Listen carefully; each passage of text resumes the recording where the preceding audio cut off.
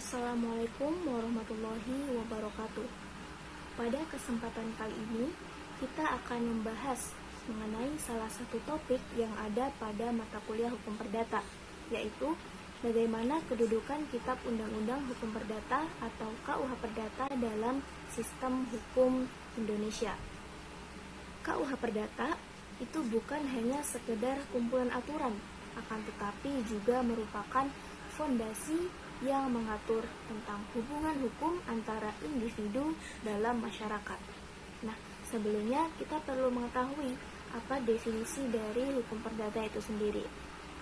Profesor Subekti dalam bukunya berpendapat bahwasanya hukum perdata itu adalah segala aturan hukum yang secara jelas mengatur tentang kepentingan-kepentingan individu atau perseorangan, yang mana meliputi segala hukum privat material. Sedangkan Salim HS mendefinisikan hukum perdata itu sebagai keseluruhan kaidah hukum, baik yang tertulis maupun tidak tertulis, mengenai hubungan antara subjek hukum dalam upaya menjaga kehidupan bermasyarakat.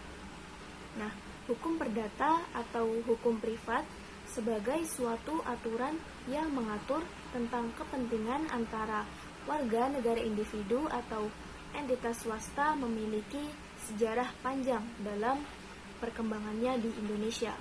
Nah, sejalan dengan berkembangnya zaman dan kehidupan bermasyarakat, hukum di Indonesia juga mengikuti arus perubahan tersebut. Keadaan negara Indonesia yang sebelumnya menjadi daerah jajahan Belanda menjadi salah satu hal yang mempengaruhi bagaimana hukum perdata ini berlaku.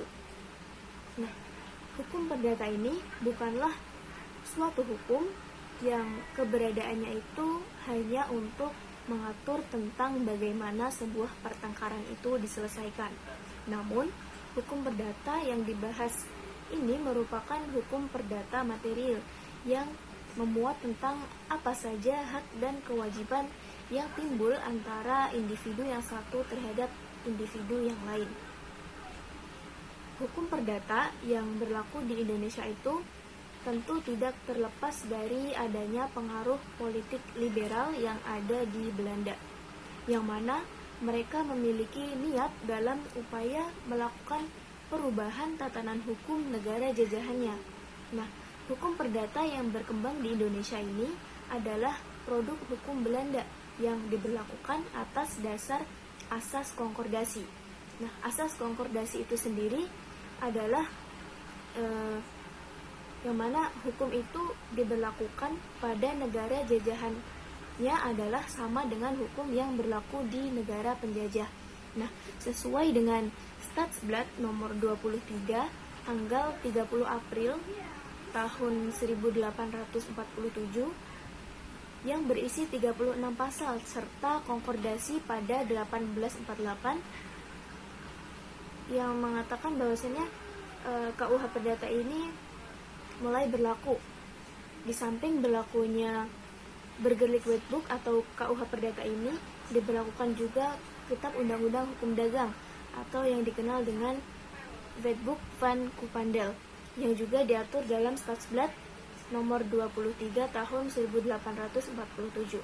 Lalu, mengapa hukum perdata warisan Belanda ini tetap digunakan meskipun Indonesia telah merdeka? Salah satu alasannya adalah sebagai upaya untuk mencegah adanya kekosongan hukum atau biasa disebut dengan reh vakum. Nah, namun secara keseluruhan dalam perjalanannya itu, hukum perdata di Indonesia tetap mengalami berbagai proses perkembangan dan pertumbuhan yang mana perubahan tersebut sebagai bentuk penyesuaian hukum terhadap kondisi bangsa Indonesia. Selanjutnya, sebelum kita mulai pada bagaimana kedudukan KUH Perdata ini dalam sistem hukum Indonesia, kita perlu mengetahui hierarki peraturan perundang-undangan yang berlaku di Indonesia.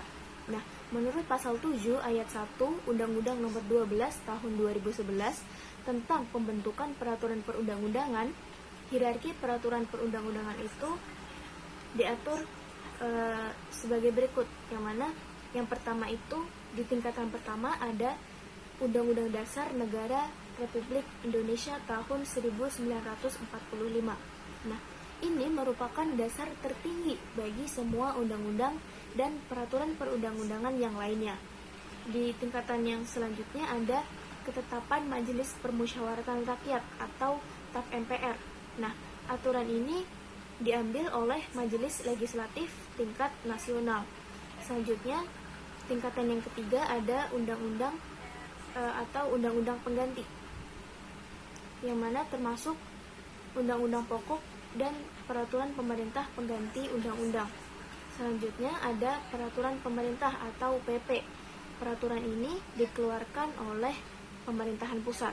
Selanjutnya ada peraturan presiden, yang mana peraturan ini dikeluarkan langsung oleh presiden. Selanjutnya ada peraturan daerah atau provinsi. Nah, peraturan ini dikeluarkan tentunya oleh pemerintah provinsi.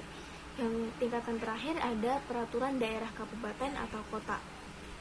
Nah, pada peraturan ini itu juga dikeluarkan oleh pemerintah kabupaten atau kota. Selanjutnya ada posisi KUH Perdata dalam hierarki.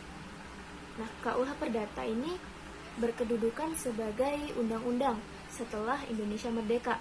Hal ini didasarkan pada pasal 1 Aturan Peralihan Undang-Undang Dasar Negara Republik Indonesia tahun 1945 yang menyatakan bahwa Bergelik Wetboek atau Kitab Undang-Undang Hukum Perdata ini masih berlaku sebelum digantikan dengan undang-undang yang baru berdasarkan Undang-Undang Dasar Negara Republik Indonesia tahun 1945.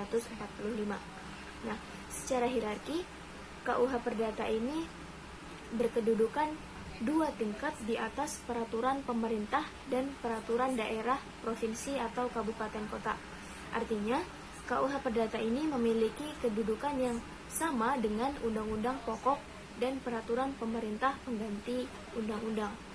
Nah, sebagai suatu kodifikasi hukum yang mencatat dan menggolongkan aturan-aturan yang ada, hukum perdata ini menjadi salah satu sumber hukum di Indonesia dan termuat dalam Kitab Undang-Undang Hukum Perdata, yang mana Kitab Undang-Undang ini terbagi menjadi 4 buku, yaitu yang pertama ada buku 1 dengan judul Orang. Nah, yang di dalamnya itu termuat tentang hukum perorangan ataupun hukum keluarga. Yang kedua ada buku 2 dengan judul Barang atau Pembagiannya. Di dalamnya termuat hukum tentang kebendaan dan hukum waris. Yang ketiga ada buku 3 dengan judul Perikatan, yang di dalamnya termuat hukum mengenai harta kekayaan, mengenai apa saja hak-hak dan kewajiban-kewajiban yang berlaku bagi seluruh orang maupun pihak-pihak tertentu. Yang terakhir, buku keempat dengan judul Pembuktian dan Daluarsa. Di dalamnya itu termuat hal-hal mengenai pembuktian serta akibat-akibat kadaluarsa yang berakibat dengan hukum. Lalu, apa aja sih aspek yang dibahas dalam Kitab Undang-Undang Hukum Perdata ini? Nah, Kitab Undang-Undang Hukum Perdata ini mengatur berbagai jenis perkara yang berkaitan dengan hubungan hukum antara individu atau badan hukum. Nah, berikut ini adalah beberapa kategori utama atau perkara yang dibahas dalam Kitab Undang-Undang Hukum Perdata.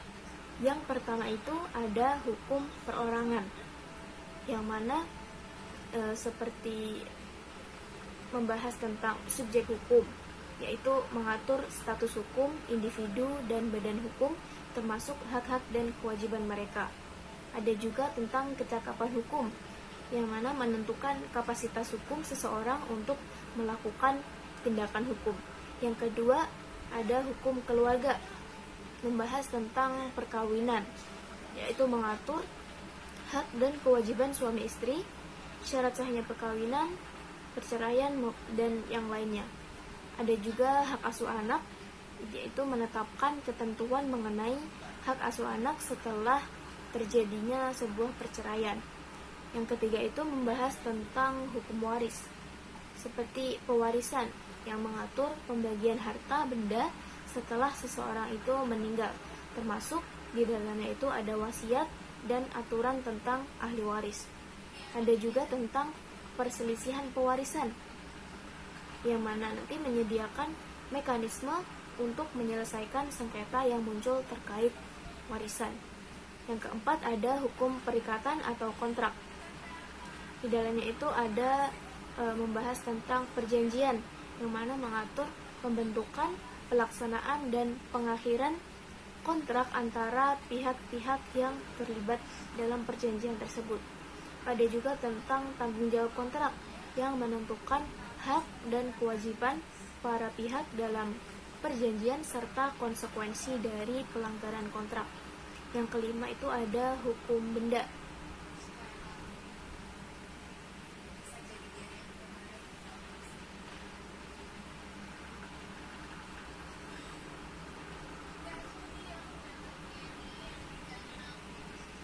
Di dalamnya membahas terkait kepemilikan, yang mana mengatur hak kepemilikan atas barang, termasuk cara memperoleh dan memindahkan kepemilikan. Membahas juga tentang hak atas benda, yang mana menjelaskan hak-hak yang dimiliki seseorang terhadap benda tertentu, seperti hak guna dan hak sewa. Yang keenam ada tanggung jawab hukum.